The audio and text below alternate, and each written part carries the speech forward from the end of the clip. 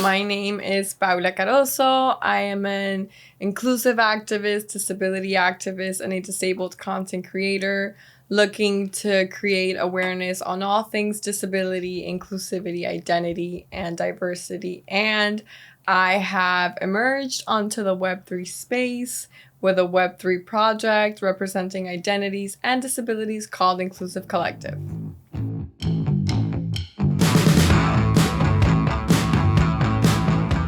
Hi, everybody. This is Jenny. Welcome to Miami Lit Podcast. Paula, thank you so much for joining us today. Thank you for having me. I'm super excited to be lit. Oh my God. I love that. I don't think anybody has said that before. I think that should be our tagline. I love it. Excited to be lit. Yes. Let's do it. Let's do it. So let's start at the beginning. You were born in Venezuela. How old were you when you came to the U.S.? I was 5. I came around that time as soon as I was diagnosed with cerebral palsy.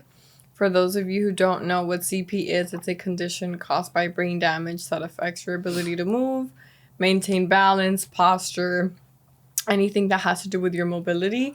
There are a lot of secondary conditions that come within that primary condition of that disability. A lot of us are affected with spasticity, which is from the brain damage. It's uncontrollable spasms as your muscles try to react to a signal that's not there.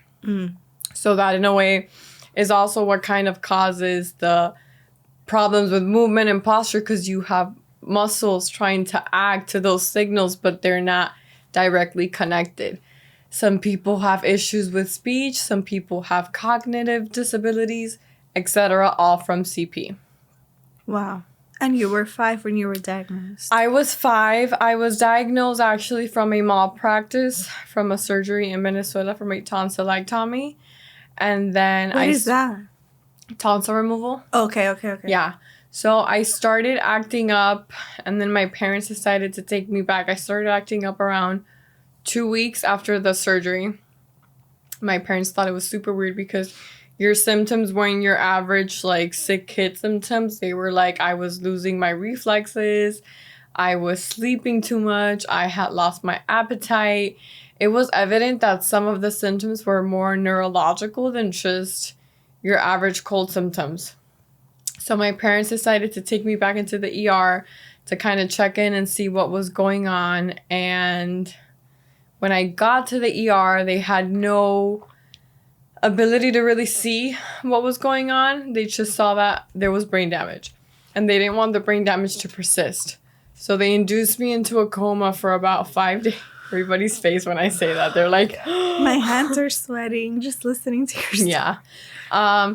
They induced me into a coma for about 5 days. Just trying to neglect that brain damage from happening, but then it persisted on. And then when they woke me up, I was essentially all quadriplegic because the brain damage had persisted. And then, yeah, of course, through a lot of physical therapy, rehab options.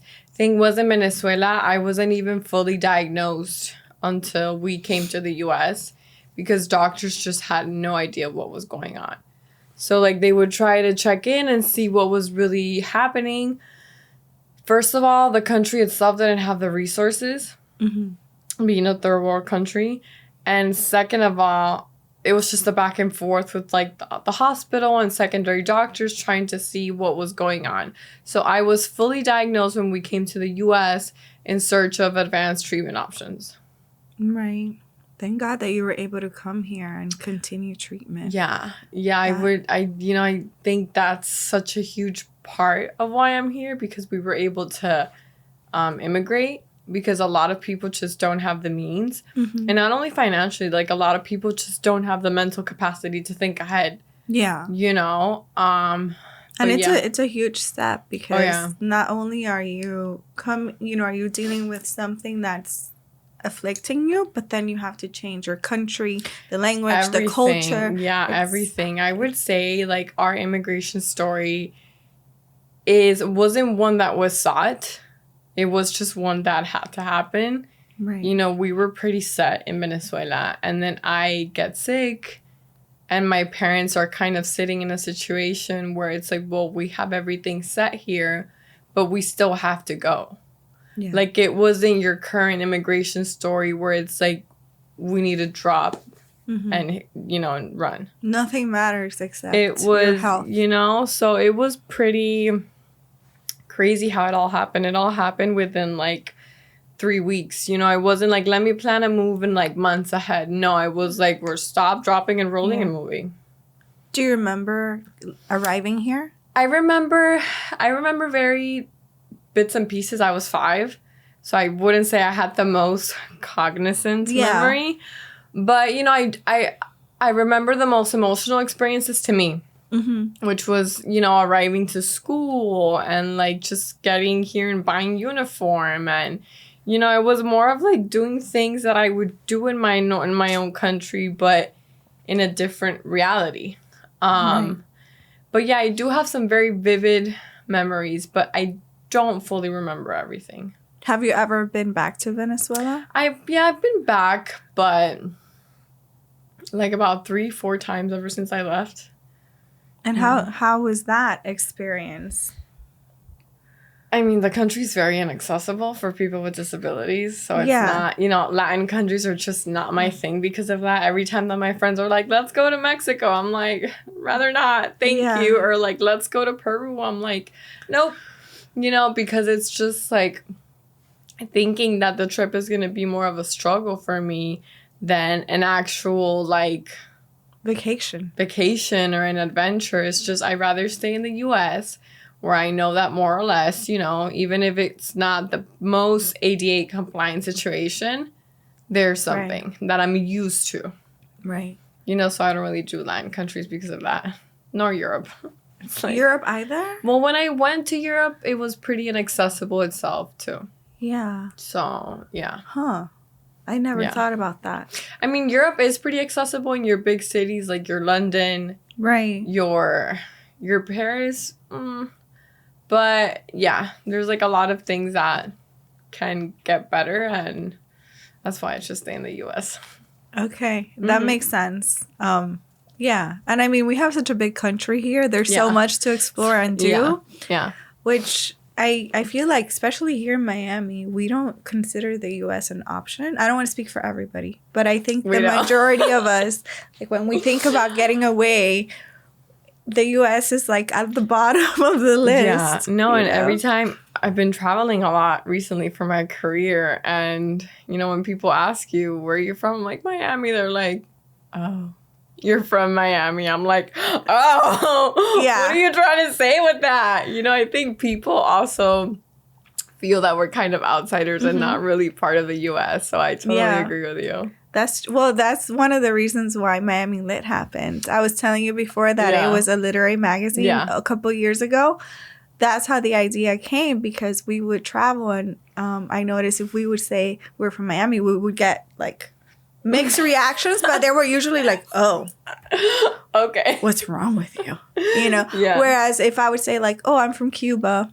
Oh my God, really? Tell me more. So, you know, I was like, okay, we need to do something to change the Miami perception, because it's not without its flaws, like anything. Yeah, like anything. But it's kind of awesome here. No, I love Miami. You know, I would say growing up here, it's been a city that has cultivated and grown in ways that I never imagined. Like, when I arrived here 20 years ago, half of the skyline was just not there. You know, like your Edgewater, your Brickell, your downtown, that was not, like, it was just flat.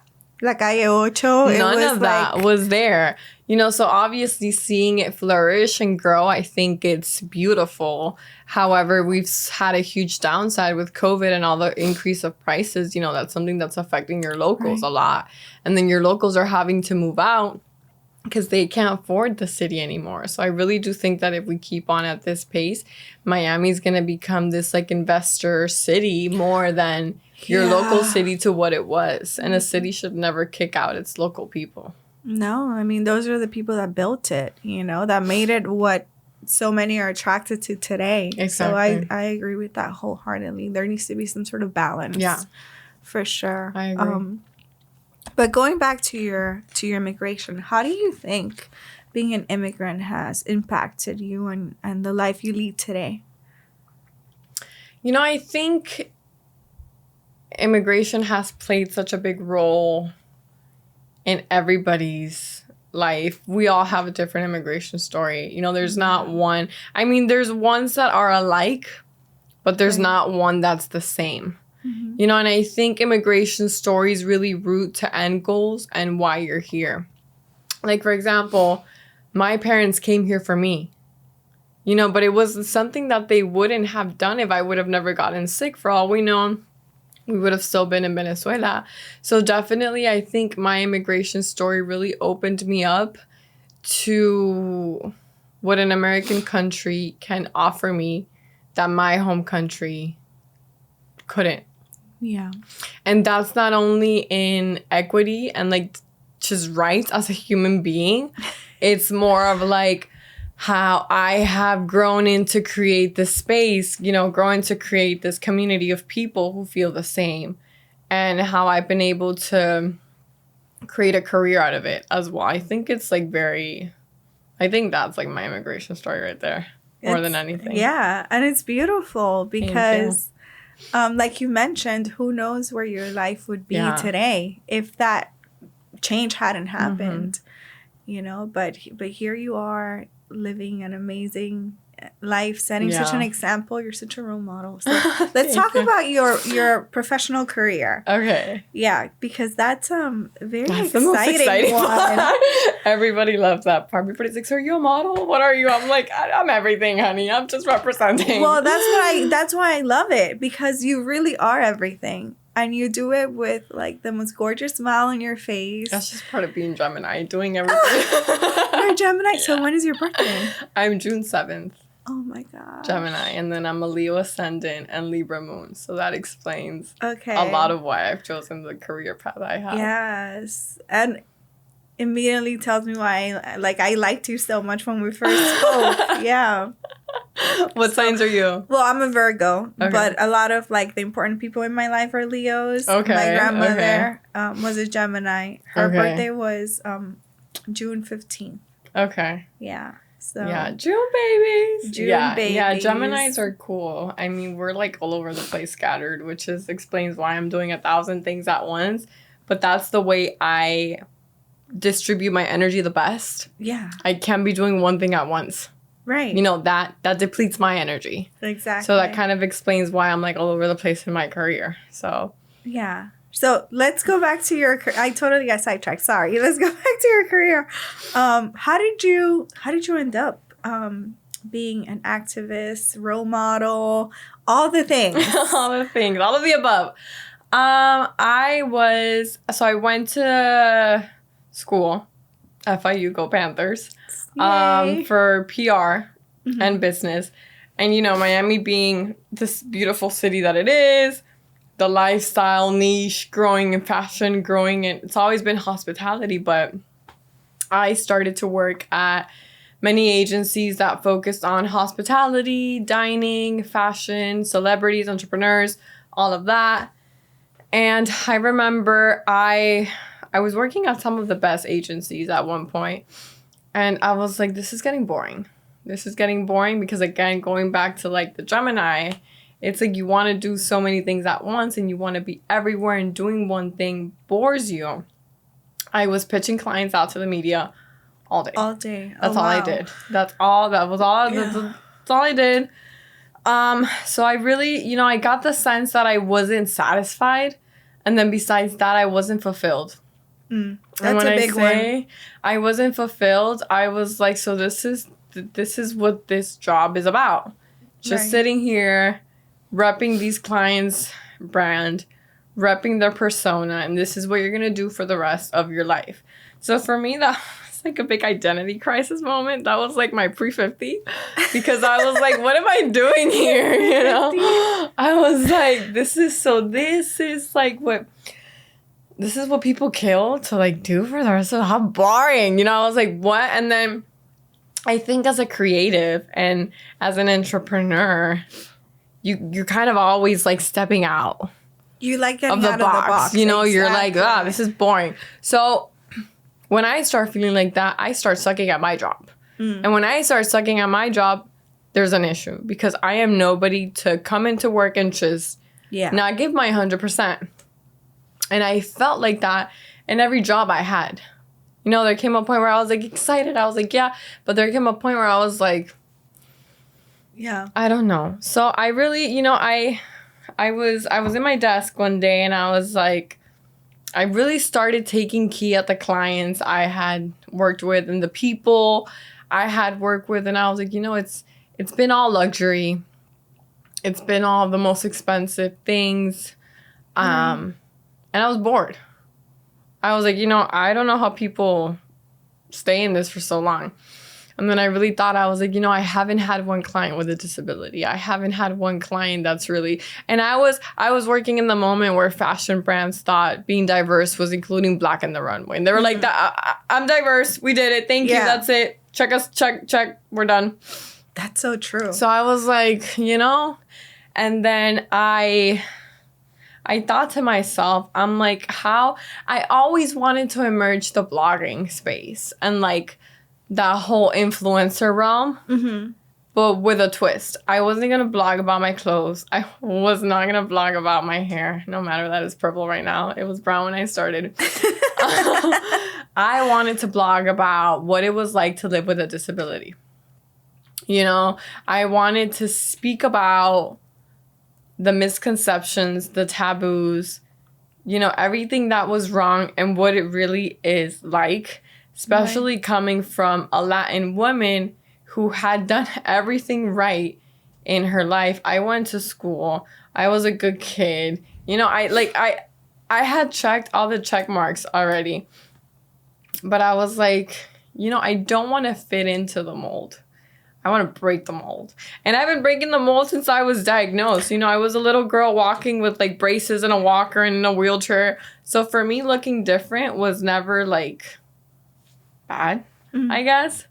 So I called up a friend who at the time she was working with brands, with influencers. And I'm like, look, this is my idea. I don't know how we're going to make this work, but I want to make it work. I told her, I was like, I really want to break the status quo. I don't know exactly how we're going to do it. And then there's one thing I want in all of my pictures. And she said, what? And I was like, my canes. That's amazing. Yeah. So that's how it started. And then 2 years, I always say 2 years, but it's been 3. I still don't count COVID year. I feel like we all have that issue. Like there's like we just lost this chunk of time. Like the other day I was talking to my husband and I said something like, because you know, it's 2021. And I said it with such conviction and he looks at me, he's like, 2022, it's 2022. Like yeah. So yeah. I lost that year. And then 3 years from when I started, I am still a micro influencer. Your micro influencer is your 50K and below influencer. Okay. But that's how I've been able to build community. You know, and I think that back then, the goal of any blogger, of any celebrity was, I need to reach 1 million. I need to reach this and that. But what we forget is that depending on your niche and depending on your project goals, you have certain ranges of growth that you need to tie to for a while.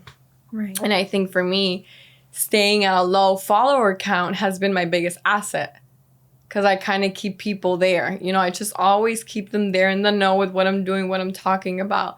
But it's also to build relationships with my audience. I'm nobody if I don't DM the people that message me every day. I'm nobody if I don't answer the emails of people who have disabilities reaching out. And when I started, I called myself the disabled fashion blogger, you know, and after translating and years going by, I'm like, but I'm not a fashion blogger. Like, I'm not out here telling you the fashion pieces that I wear. Like, I love fashion, but I don't make content on letting you know where I'm shopping or what I'm wearing. My content was highly rooted on awareness, you know, what's going on, what goes through my mind. You had a higher purpose. And that's where like the activist title came in, and I think that's what fits me best. Yeah. And was that transition easy for you to make? Like once it clicked? It was always what I did, so it was just a switch to the name. Right. You know, it was always what I was doing. I was just under a different title. So how important would you say it's for you to be in a creative space? By creative space, do you mean like... mentally, like... I mean, I'm always in a creative space. Yeah. There's like never like... I am not ever not creating. You know, like even when I'm sleeping, I'm like, oh my God, what a great idea. And I have to like get my phone and be like, oh, this just happened, you know? I love that. I don't think as a creative, I think it's very hard for you to turn that off. Mm-hmm. Because you're just always, because you just get ideas from everything. Right. So you don't have like a set process. It just happens. You know, I do like to focus on one project at a time, but I don't mean that in like a monthly basis. I mean like in the day. Like if today I'm working on Inclusive Collective, it's for Inclusive Collective. If tomorrow I'm doing captions and shooting content for my Instagram and TikTok, I'm only doing that. Because I feel that all the projects root the same purpose, but they have different executions. So for me, it's kind of hard to come and go, switch and go. You know, it's like, it's too much for me. Right. And being a creative and being an entrepreneur and self-employed gives you that luxury. Because you manage your time. Exactly. Right? So to me, that has been my biggest asset is managing my time and dividing projects by the week. Mm-hmm. What would you say was the most difficult experience once you decided to leave your regular 9-to-5, so to speak, and dive into this new entrepreneurial role? Living off savings. That one's really tough. Killed me. I was like, so what are you gonna do now? And you know, I would say for me, I started making a couple $100 within the first 6 months of launching myself. Nice. Because I was niche. Yeah. Nobody was doing what I did. Right. Especially not in Miami. Yeah. You know? So for me, I can't say that like I struggled. You know, I struggled. I'm not gonna lie. But I think being so niche, finding an audience, captivating a community, and being one of a kind really like expanded. So I would say one of the things is that. And then another thing would be like learning that your productivity manages your success. You know, for me, coming from an office where I had a boss checking on my stuff, you know, like my directors and stuff, and then coming in and then doing everything myself, I was like, okay, so now you have nobody to check this crap for you. No structure. No structure, so you have to create your own structure. And this is something that at first didn't really affect me, because at first it was like, take your picture, you know, mold your campaigns, mold your captions. But now as things have picked up and my work span has diversified a bit, there's like more things that I'm like, wow, okay, so now like I'm the boss. And then I'm calling my blogger friends and I'm like, so how do you do this? You know, how did you manage? Because it's rough. It's not easy. No. And I think, you know, when we look at your feed or your content, it all looks so beautiful. We fall under that spell, and we forget, you know, how much planning, effort, time it all takes. It's not just like snap a picture and go, you know. No. And I think also, you know, one thing that sets me aside is that I'm a storyteller. So when you're a storyteller, you literally have to sit with a journal like the one you have now and be like, okay, so what's the story of the month? Okay, so then this month we're going to talk about this, but how can we make a connection with this other post that I have in mind so that it all flows like a story, you know? And so you're just not like coming out here with different points of view and it not making sense. Throwing content out there for like's sake. Exactly. That's what I loved about your content. You can immediately tell there's a purpose behind it in every single post. And I just thought that was so special. Oh, thank you. Yeah, no, there's a lot of planning behind that for that purpose. Right. You know, so that doesn't just come off as like, I'm just out here. Yeah. This is my life. Take a picture. Yeah. Type of situation. No, it comes across the hard work that you I'm put into happy. it. Yeah. So at the beginning, did you ever, you mentioned that you struggled a little bit. Did you ever have doubts, second thoughts? Oh my God, what? All the time. I was like Really? applying. What? Like I quit. I was like, let me go back to applying to jobs. So how did you manage that? Manage like going back to work? No, like keeping those doubts like at bay. Under control. For me, a big part that I would doubt, I'm like, is anybody gonna like see this work? Yeah. Is anybody gonna find it like receptive or perceive it in like a good way? I remember I didn't want to post when Reels came to be a thing. We kind of transitioned from your average picture feed to now your video feed. And for me, a big part of it, I knew my walk was going to get me 1,000 million views. Not 1,000 million. I mean, I'm just like saying it was going to be successful. It was going to create a buzz because people were going to be like, wait, but why does she walk like that? Why is she using a cane?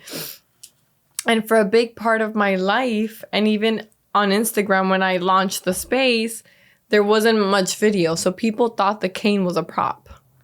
People would literally think I would show up with a cane on my pictures using it as a prop. All good. So you were like a modern day pimp or something? A modern day pimp, out here in Miami looking glam with a cane. Yes. Okay. Yes. It happens. I think that also falls under the invisible disability where people are used to seeing disabilities in a physical way where people look ill.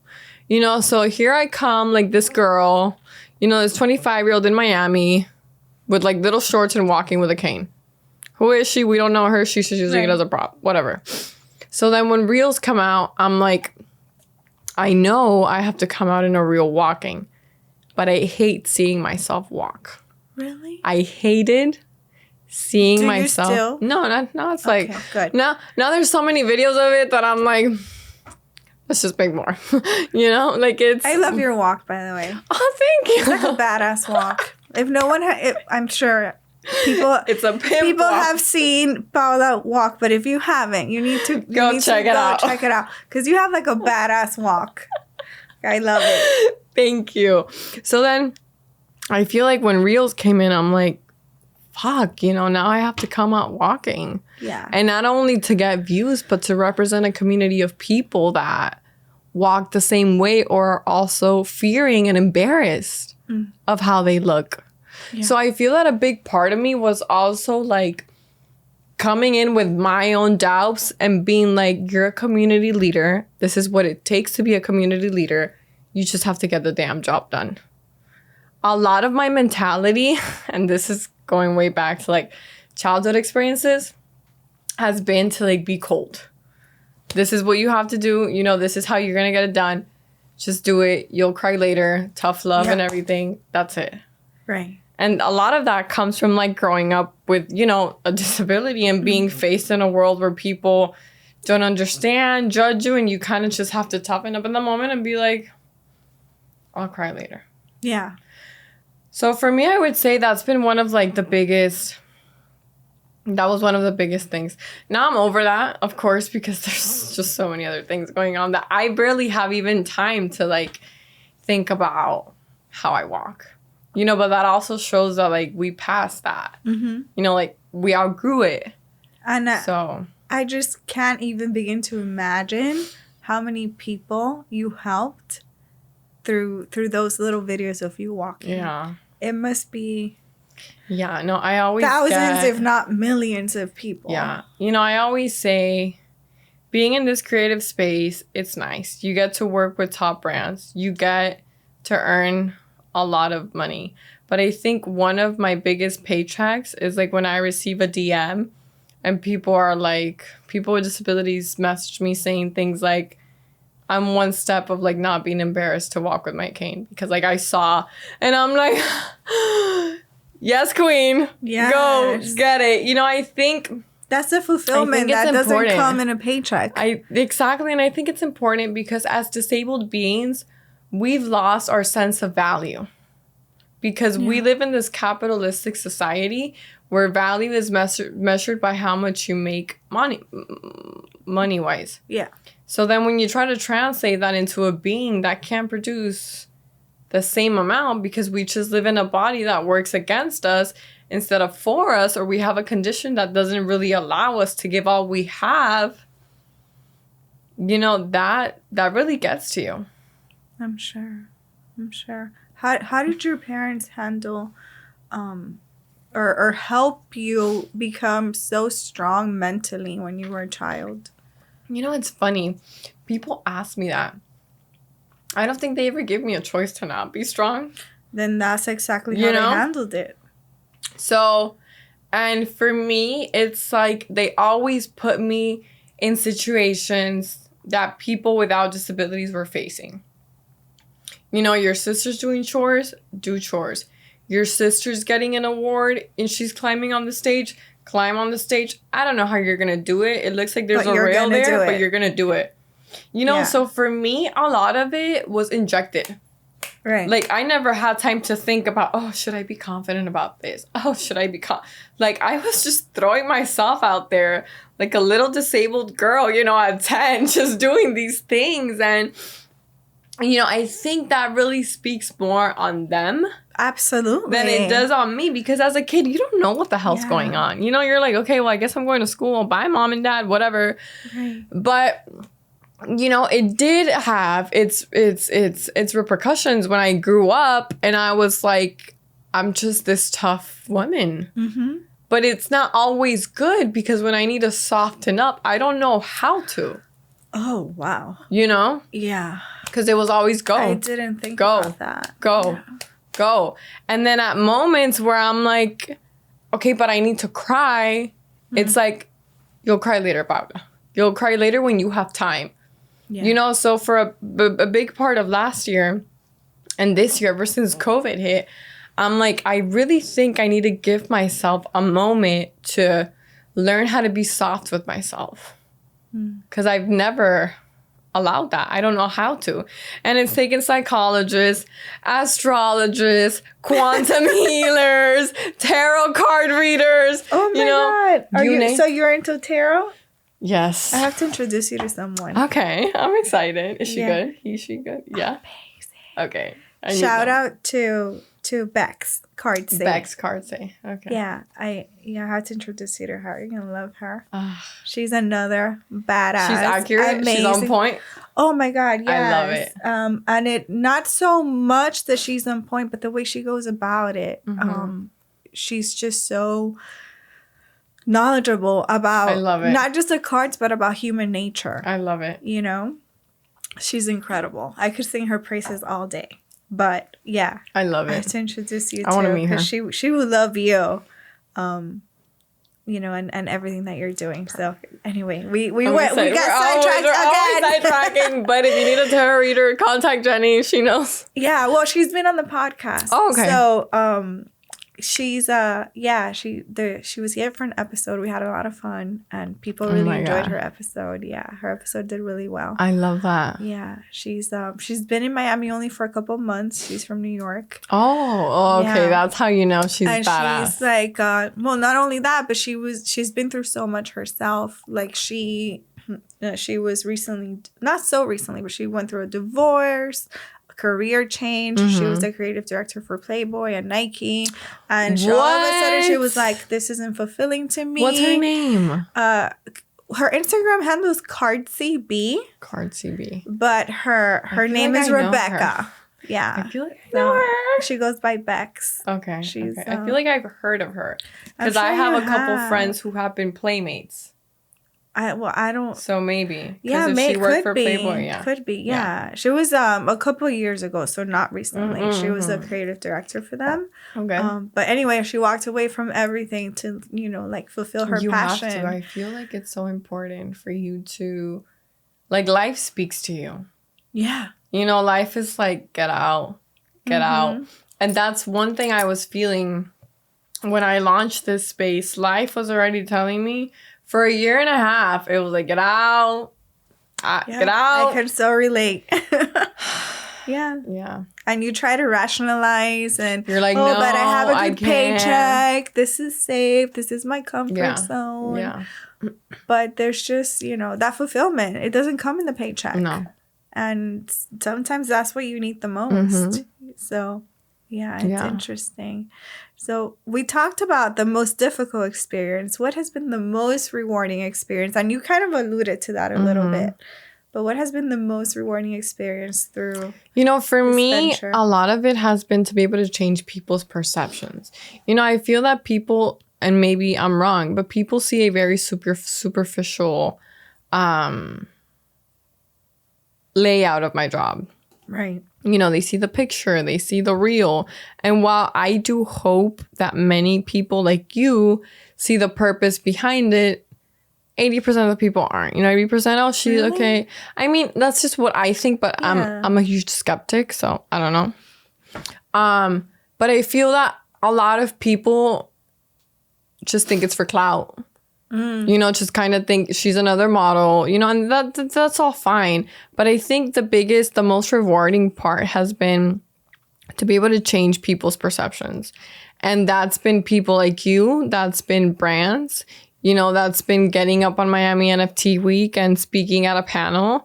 I think that has to be one of my most rewarding, because just seeing people's like eyes open like this when I'm speaking to them, I'm like, job's done. Thank you so much. Bye. That's kind of how I feel. Yeah. But so you mentioned NFT week. Yes. Let's talk about Web3. Okay. Oh my God. So excited. How did you get started into Web3? Nadir. Shout out to Nadir. Shout out to Nadir. Another amazing person in our lives. Another Nadir Perez. I just want to say this on air. He's one of my best friends. He used to be one of Jenny's students. He is absolutely the best person ever to exist in this world. And I don't mean that because he's my friend. You will never catch me saying these things on live. He's a political consultant, but that guy is just driven at another level. One day I was at his house in a barbecue and everybody, NFT. I'm like, what? What's an NFT? And then he was like, don't worry, I'm having one of my boys come soon. He's an artist. Oh. Javi o no sé quién fue. Okay. Creo que fue Javi. NFTs, digital assets, utility, membership, 3D art. I'm like, you guys, I still don't understand what the hell's going on here. I still don't know what's going on. And then Nadir and I met a couple times after until I really gripped it down to what was an NFT. And we were back and forth discussing ideas, seeing how this could be one of the projects to pioneer Web3 in terms of identities and disabilities. Right. So going back to, speaking about Web3, Nadir was really the gateway drug into this space. He was really the one that introduced me to what it was. And then my brain ongoing, just thinking ahead, thinking how I can pioneer in this space. That's kind of how Inclusive Collective was born. That's such a good story. Yeah. I love it. Oh my gosh. And this was not so long ago, This was right? in November. I had just gotten back from a flight from New York. He texted me that same night. He's like, barbecue at my house. I'm like, okay, I'll go. And then when I got there, everybody was talking about these NFTs. And that's kind of how everything happened. That's so in real world time, that's not that long ago. That was 5 months ago. That was only 5 months ago. And look at everything that you accomplished in 5 months. That is insane. I know, that's crazy. That's amazing. I was thinking about it this morning as I was driving here. I was like, and to think that I still have so much more to learn about this space, which is why I like staying as humble and as respectful as I can to the people that really know about this space. Because it's never going to come out good if you're coming out as this ignorant being into the space. Yeah. So, right. Yeah. So I want to focus a little bit on Inclusive Collective. Okay. So we know how it was born. What was the process like putting all those pieces together? Well, Inclusive Collective, and just to kind of explain what it is so that people get a sense of it, Inclusive Collective is a Web3 project. I say Web3 because it's not just an NFT collection, as many NFT projects that are coming out to the world.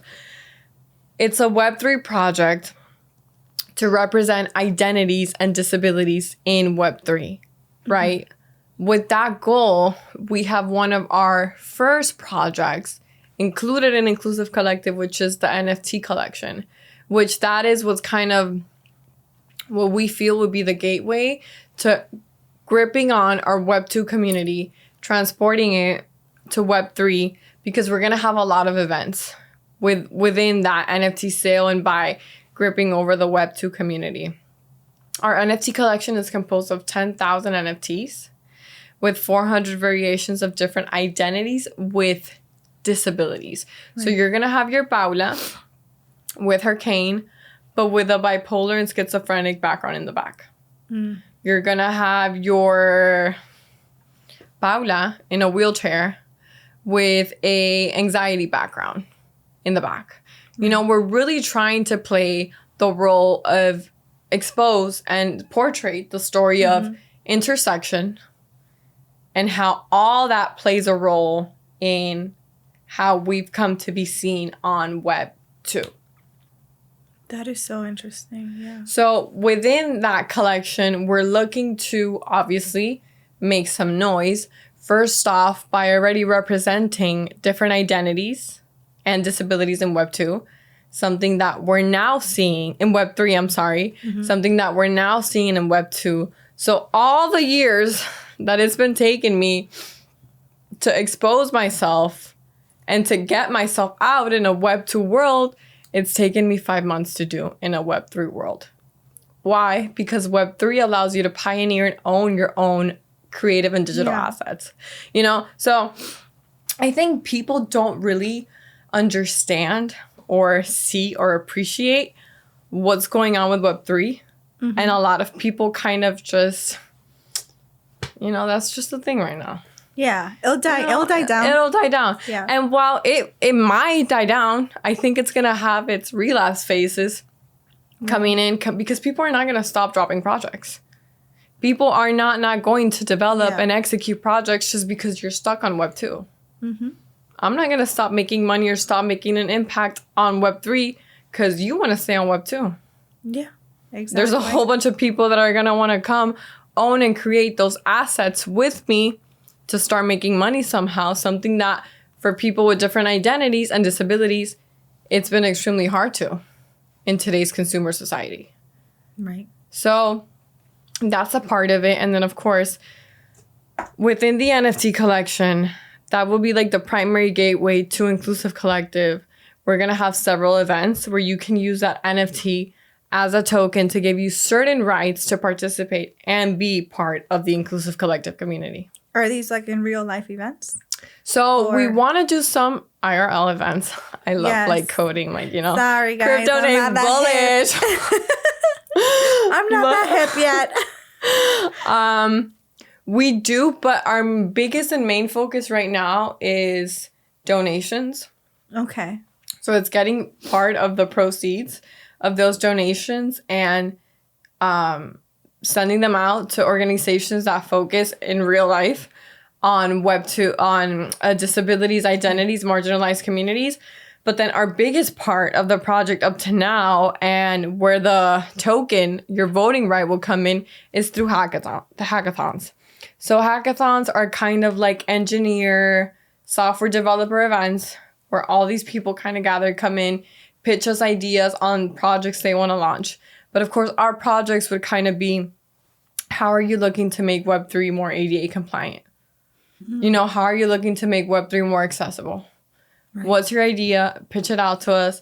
We'll fund you, because our token holders, our NFT collectors, will come in and have voting rights to discuss on what project they would like to fund. So I love that. I love the community aspect of it. Yeah.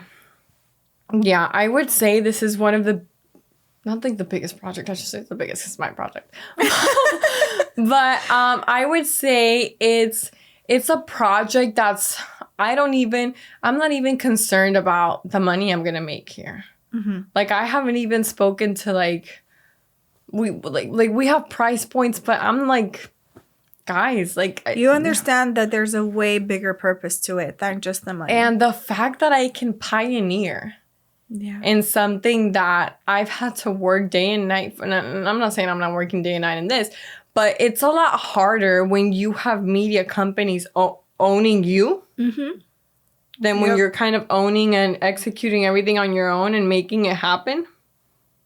So I think, I'm excited. I'm super excited for you. Excited. Yeah, thank you.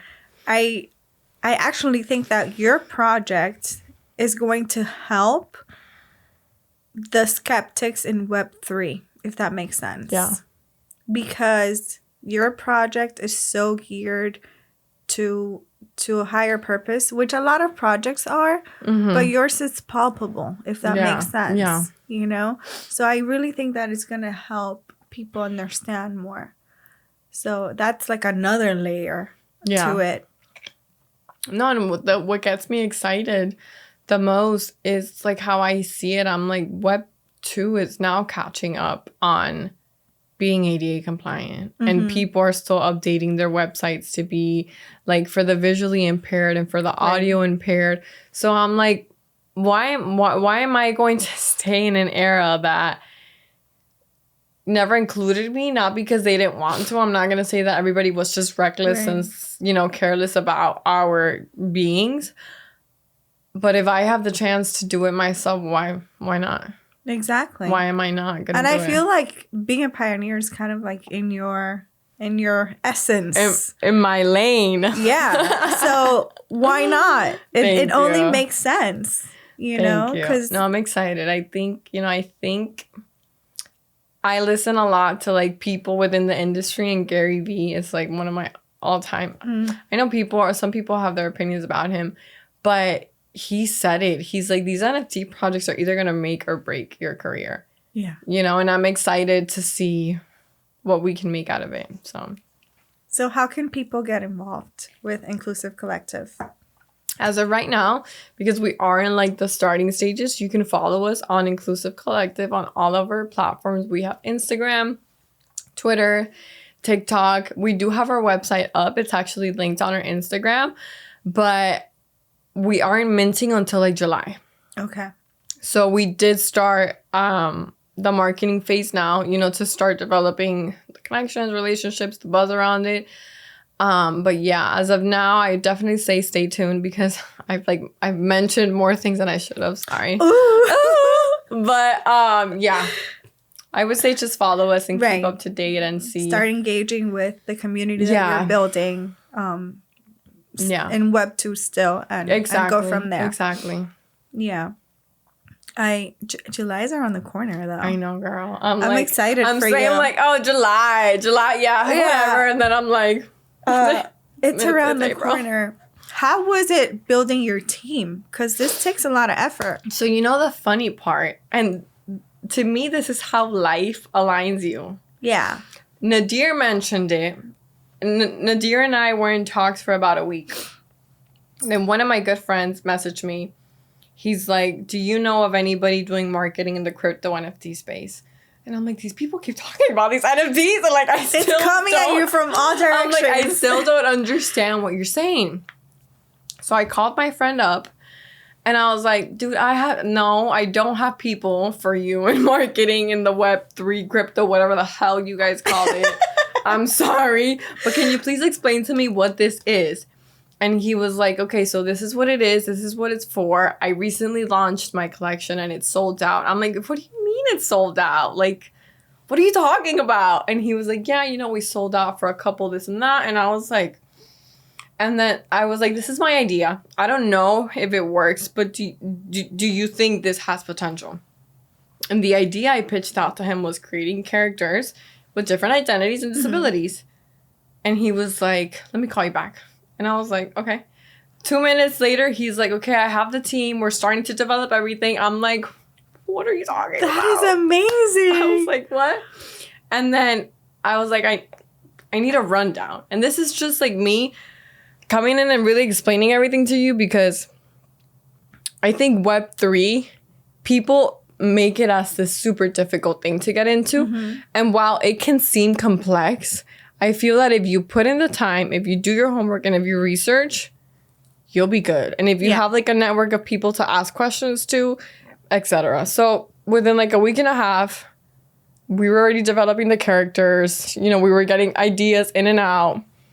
But that's pretty much how it happened. And then now he's the main NFT consultant, NFT like head, because he's worked and developed other projects. And then he has his team of artists, renderers, developers, marketing people. So it was like a partnership. That's amazing. Yeah. It's so crazy how when you're ready for something, the universe is like, okay, I'm going to help you. Yeah. Right? And for a while, I had already been saying, I want to leave Web2. You know, I want to stop having to create content every day to make money. And I'm not saying that I'm already making money here. I'm not. But it really goes to show like the change of cycle that I'm having in my career. Right. And it's something that I needed, because Web2 can only get you so far. I was going to ask you about the community, not just in Web3 or Web2, but just as a whole, the community of people with disabilities. What do you think is the biggest misconception? You know, I can't speak for the whole community, because for me, one of the things that I feel having a disability, people and the world have seen it more as an illness than an identity. And I feel that that's one of the things that I want to highlight with INCLSV Collective. Having a disability, having a chronic illness, that's an identity. That, you know, there are two models of, I mean, there are many models of disability, but your main ones are your medical and your social model of disability. Your medical is you having a conversation with your doctor. This is your disability. These are the treatments that you need. You can get better. There's no cure. And then you have your social model, which is society, infrastructure, and inaccessible places, people, and things. So you have one model that tells you this is your treatment to get better. And then you have a society that can make you feel that you're more disabled than you actually are. And I'm going to give you two very clear examples. Let's start off with me, because I'm the only person in this area. I have a condition where I cannot walk certain distances. I need to take breaks because my spasms, because they come in. I can take a certain medication for it. Muscle relaxing. Great. I'm out and about in Wynwood at a venue at Mana for Miami NFT Week. If you guys don't know about Mana, it's this huge convention center in Wynwood. The main entrance with the ramp is closed. So I'm going to have to walk all around this 5 mile or more distance convention center to get to the other door that has a ramp. In that case, was it my medical condition what was enabling me? No. Or disabling me? Or was it the infrastructure of the place at that time? Right. It was the infrastructure of the place at that time. So, you know, I feel that I can't speak for everybody. I can only speak for myself and for the community that I've built. But a huge part of it is thinking that one disability is all the same. When, like, it's not. Like, I know people who have chronic pain. And that's not necessarily caused by a cerebral palsy or anything. Even though I have chronic pain at times, that's just a disability of its own. I know people who have to wear ostomy bags, you know, because they have their own disabilities in that sense and they need their own proper treatment. So I think one huge misconception is that we all like to think and close up disabilities in like one little compartment when it's like we can't. Because your disability is just like an identity.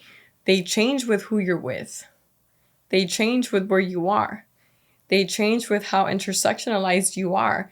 You're not going to be the same person if you are an American woman who was born here, who's always had accessible routes, who's had parents who were able to pay her college, who were able to give her a car. It's not going to be the same thing. And having a Latin girl, you know, coming in, immigrating parents, it's all different. And that's why I think intersection plays a huge role, because your culture plays a role, your ethnicity plays a role, your sex, your gender orientation plays a role. So I think it's seeing disabilities as one thing when it's so many things. Right. Yeah. There's that was beautifully said. There's just so much. So how can what little changes can we make you know, within our own little communities, within our own neighborhoods, our schools, that we can start to help and create that ripple effect? You know, I think a big part of it is speak to that one disabled person you're encountering. So there's also this thing I want to mention. People in the community have preferences, whether being called disabled person or a person with a disability. I myself, I don't care as long as I know your intention. A person with a disability, you're putting the person first. Right. A disabled person, you're just kind of labeling them as... That's their identity. As, I mean, you're both, you're integrating the identity into both. Okay. But the person, you're kind of claiming that we're human first and we come before our disabilities. Disabled is just like to see the person before the disability. Okay. Obviously, that has brought so many problems in the community, which is why we go back. It's an identity thing. It's how you feel about your disability. But we can't all go around guessing and pretending to know how you feel, because that's also going to scare away the outside crowd. That's not fair for the outside crowd either. So for me, you know, I think it's important for you to have a conversation with that person you are trying to encounter. If you don't know what to call them, just call them by their name. Okay. It's so simple. See, I'm having like a catch up moment right now, because as a teacher, I was trained to see the person first. You know, person like we were told, okay, like you need to see the child as a child who just happens to have this thing, this disability, right? Yeah. And to me that made so much sense, because I never wanted someone to feel less like than this is just who you are. No, you're this person who happens to have to deal with all this other stuff, right? So in my head that always made sense, and it made me very comfortable when, you know, in the classroom dealing with someone with autism or you know, a range of other things. But now that you're explaining this and how it's a problem, I'm questioning a lot of things. I think, you know, I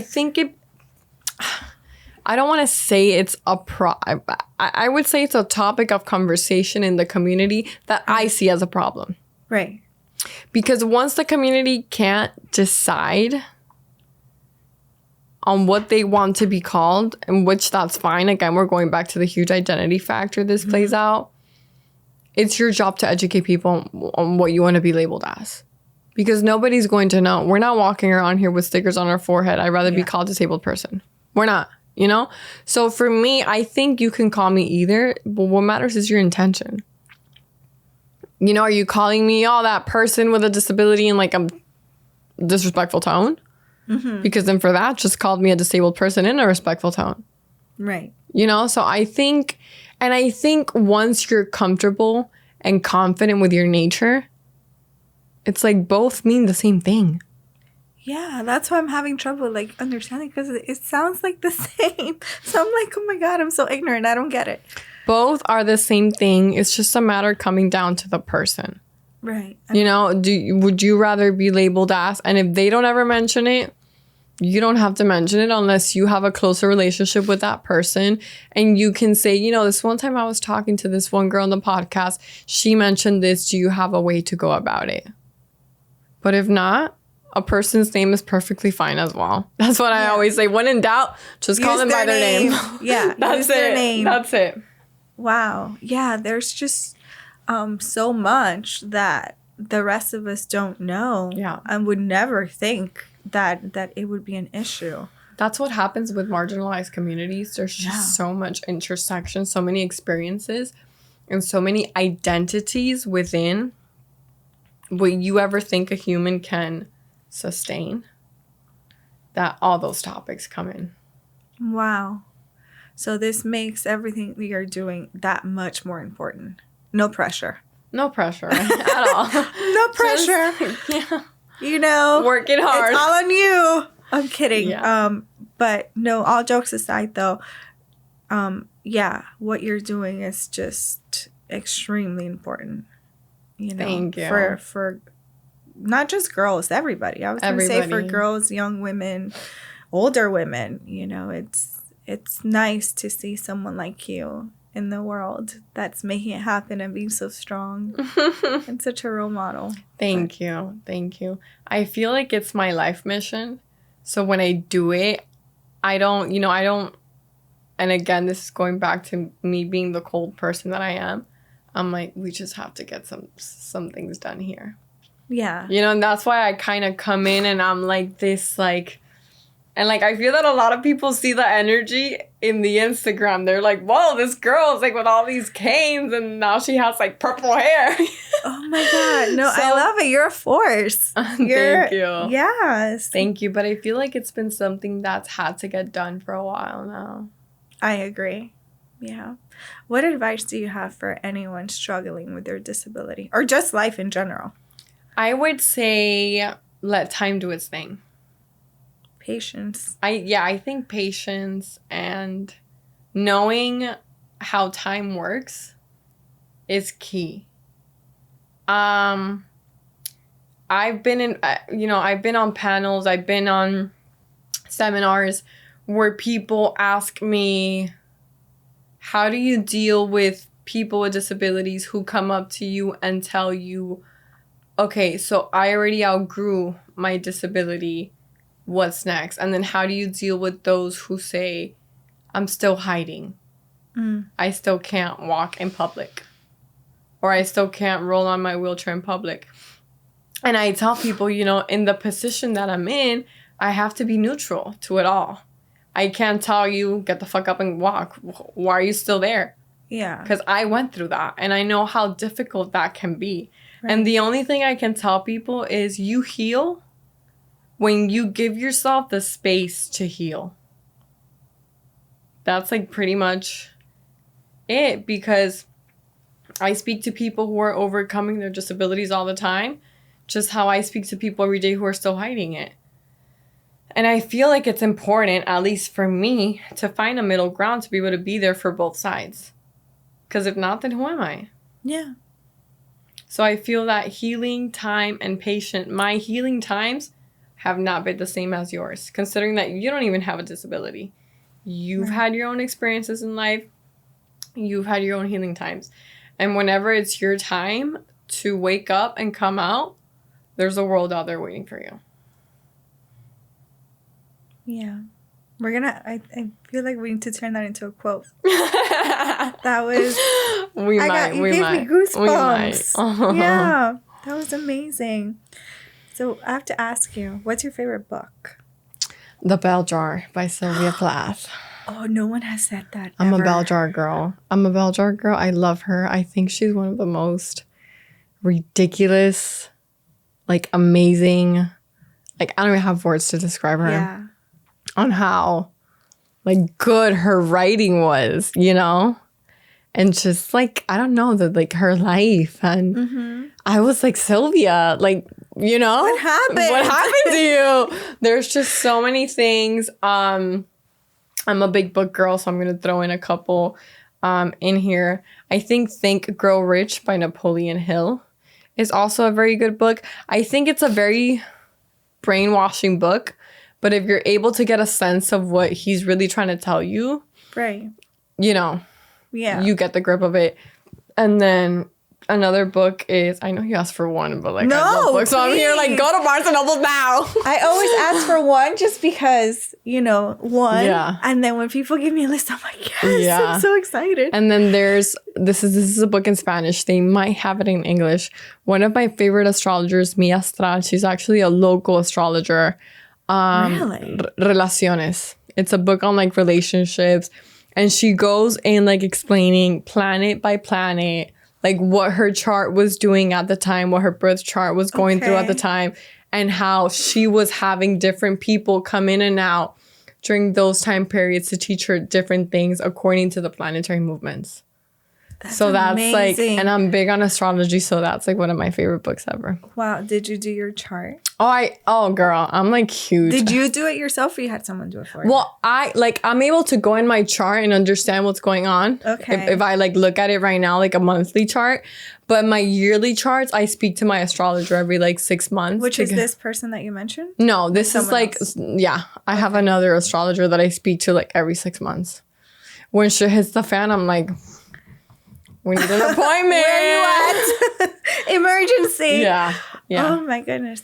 Well, I'm definitely, and like always, guys, we'll have those books linked down below so that you can check them out. Yeah.